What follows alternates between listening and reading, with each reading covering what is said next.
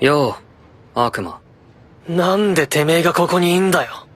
クソ騎士が。っていうか、誰？俺の名はアーサー・ボイル。騎士王だ。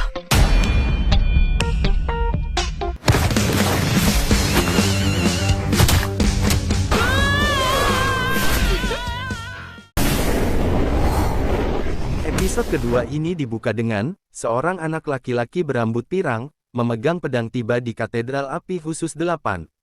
Di mana dia menyatakan bahwa ini akan menjadi kastil barunya. Sementara di dalam katedral, Kapten Obi memberitahu Shinra tentang Rookie Fire Games, yaitu lomba khusus untuk orang-orang yang baru bergabung dengan pasukan pemadam khusus, di mana mereka harus bersaing satu sama lain dengan kemampuannya sendiri. Dan Shinra serta rekrutan baru yang akan datang hari inilah yang akan mewakili pasukan 8 di kompetisi tersebut.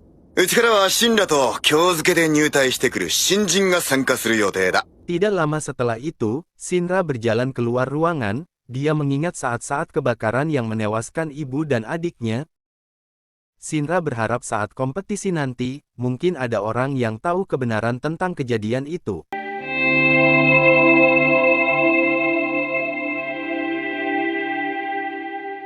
Pada momen ini, Shinra akhirnya bertemu dengan rekrutan baru di pasukan 8 yang bernama Arthur Boyle.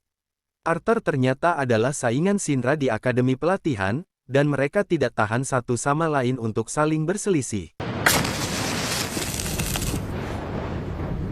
Kemudian Shinra beralih ke atap katedral, di mana Maki sedang menunjukkan keahlian mengontrol api, dengan kekuatan generasi keduanya pada Suster Iris.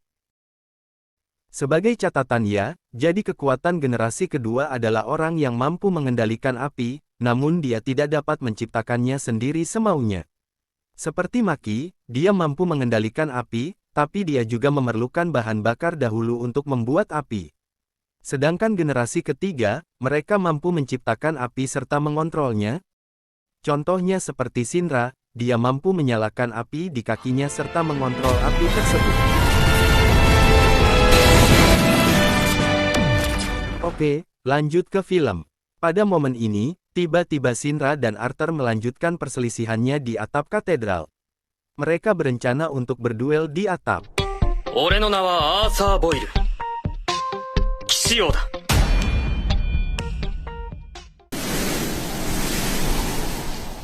Kyou入隊の第3世代の消防官って、あなたのことですね。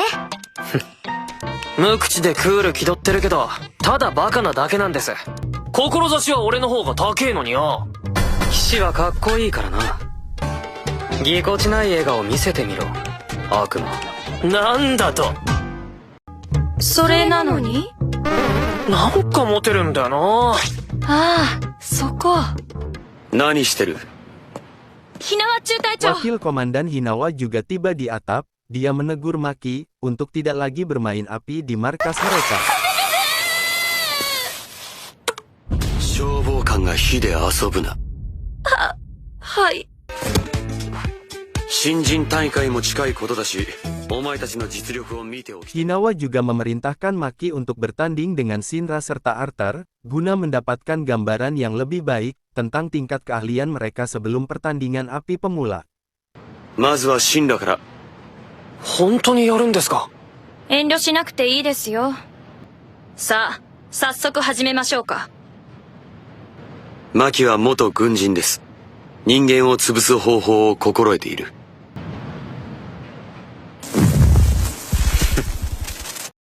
Meskipun hanya generasi kedua, Maki memiliki kemampuan bertarung yang luar biasa, dan dengan mudah dia mengalahkan Shinra, menjatuhkannya dari atap.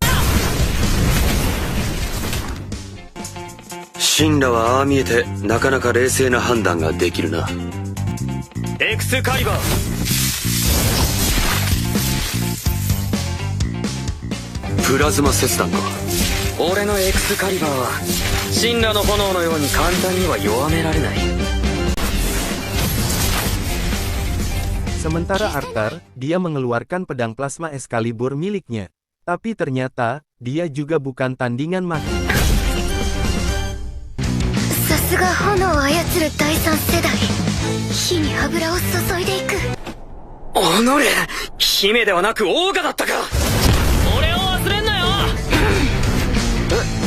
なんでそんなオーガみたいな顔してんの。誰がゴリラサイクロプスですって。 Shinra akhirnya kembali terbang ke atap, dia dan Arthur akhirnya setuju untuk bekerja sama mengalahkan Maki. 炎がかき消せないのならば。エクスカリバー。 Dan ternyata, Maki mampu mengontrol api Shinra serta plasma milik Arthur di bawah kendalinya. Shinra dan Arthur pun, mereka sepakat untuk menyerah dan mengakhiri pertarungan ini. 悪魔だの騎士だの、あいつらの言うように例えるならマキは魔女というところか。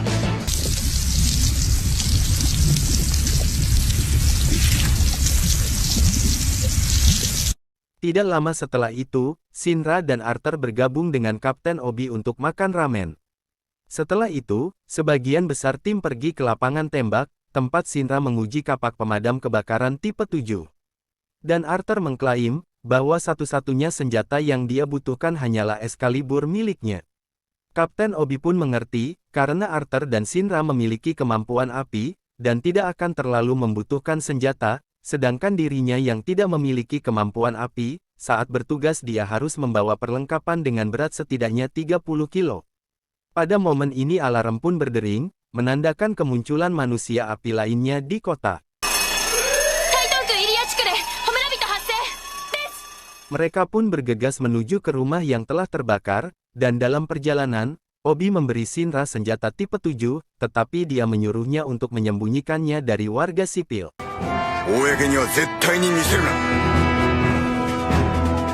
Tidak butuh waktu lama, mereka akhirnya tiba di tempat tujuan, dan mengetahui tentang seorang gadis, yang ayahnya telah menjadi manusia api. Shinra dan Arthur mengeluarkan senjata mereka sebagai persiapan untuk misi. Kemudian Kapten Obi membawa Shinra dan Arthur ke pinggir, karena tidak mematuhi perintah sebelumnya untuk tidak mengeluarkan senjatanya di depan warga sipil. Obi menjelaskan, bahwa, mengistirahatkan manusia api, sebenarnya adalah membunuh mereka. Dan manusia api sebelumnya adalah manusia yang memiliki kerabat.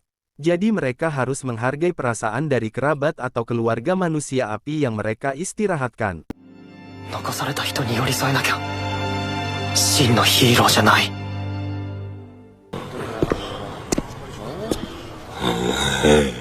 Lalu di kerumunan, orang tidak dikenal menciptakan api dengan serbuk misterius.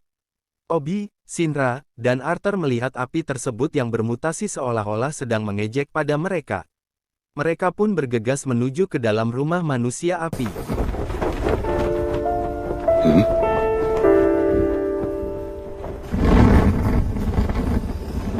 Dan ternyata, manusia api di dalam rumah tampak tenang, di mana pria yang terinternalisasi duduk dengan damai di meja dapurnya.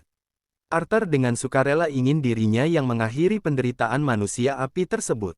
Arthur yakin, meskipun manusia api tersebut tampak duduk tenang, namun dia pasti menahan rasa sakit dari apinya.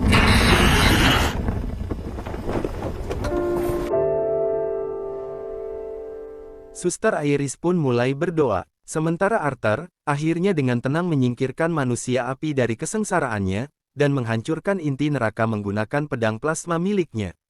Namun tidak lama setelah itu, tiba-tiba ledakan terjadi di rumah manusia api yang barusan mereka istirahatkan.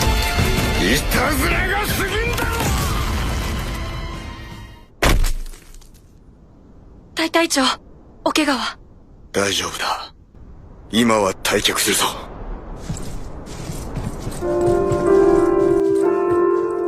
Kemudian Sins beralih keluar, seorang warga sipil misterius tampaknya menjadi penyebab api yang bermutasi.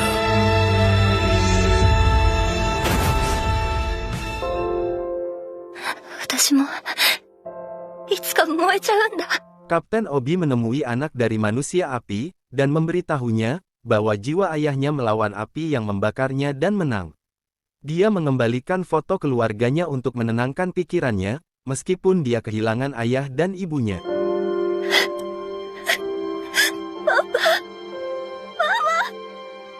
Semua orang akhirnya kembali ke markas, dan malam harinya, Shinra dan Arthur tampak mengobrol tenang dan akrab di ranjang susun mereka.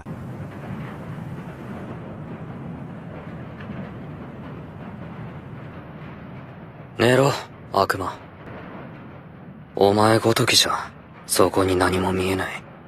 目をつむれば見えることもある。